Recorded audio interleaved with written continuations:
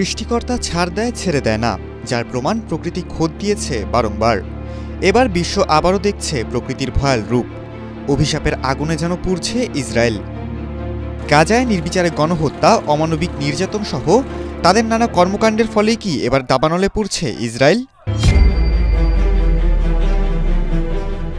ইসরায়েলের রাজধানী জেরুজালেমের আশেপাশে নিয়ন্ত্রণে আসা আগুন স্বস্তি এনে দিলেও দেশের অন্যান্য অংশে এখনও বহু জায়গায় আগুনের ভয়াবহতা অব্যাহত রয়েছে। গ্রীষ্মের তীব্র দাবদাহ আর প্রবল বাতাসের সুযোগে আগুন ছড়িয়ে পড়ছে বনাঞ্চল থেকে জনবসতিতে, যার ফলে সাধারণ মানুষের জানমাল পড়েছে হুমকির মুখে। আগুনের কারণে শহরের সড়কগুলোতে যান চলাচল বন্ধ রয়েছে। ভয়াবহ এই আগুন প্রায় ২০ ঘণ্টা ধরে ব্যাপক লড়াইয়ের পর অবশেষে কিছুটা নিয়ন্ত্রণে আনা হয়েছে বলে জানায় ইসরায়েলের fire and rescue service.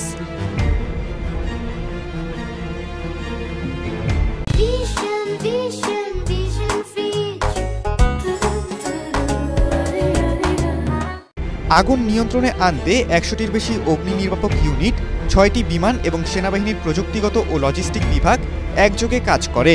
Fire and rescue commissioner Real কসপি জানান, ৫টি ভিন্ন জায়গায় আগুন ছড়িয়ে পড়েছিল এবং তার নিভাতে সমন্বিতভাবে কাজ করে ইসরায়েল এয়ারফোর্স, পুলিশ সহ অসংখ্য স্বেচ্ছাসেবক।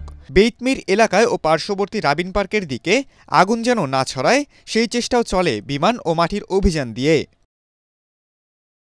এই ঘটনায় প্রাথমিকভাবে প্রায় ২,৪৭১ একর জমি পুড়ে গেছে বলে ধারণা করা হচ্ছে।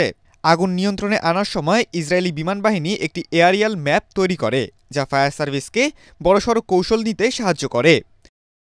ইসরায়েল প্রতি বছর গ্রীষ্মকালে ভয়াবহ তাপপ্রবাহের মুখোমুখি হয়। রাষ্ট্রীয় হিসাবরক্ষকের এক প্রতিবেদন অনুযায়ী ২০২২ সালের অগ্নিকাণ্ডগুলোর মাত্র ৯% এবং ২০২৩ সালের মাত্র ১৪% ঘটনার উৎস তদন্ত করেছে কর্তৃপক্ষ। এমনকি ২০২০-২২ সালের মধ্যে শুরু হওয়া তদন্তগুলোর অধিকাংশ এখনও অসমাপ্ত। প্রতি বছরই গ্রীষ্মকালে ইসরায়েল এমন ভয়াবহ আগুনের মুখে পড়ে। ১৯৮৯ থেকে শুরু করে ২০১০, ২০১৫, ২০২১, ২০২৩ এবং সর্বশেষ ২০২৫-এ প্রতি ২-৩ বছর পরপর এমন ঘটনা ঘটছে। খালিদুল ইসলাম তানভীর, এটিএন বাংলা।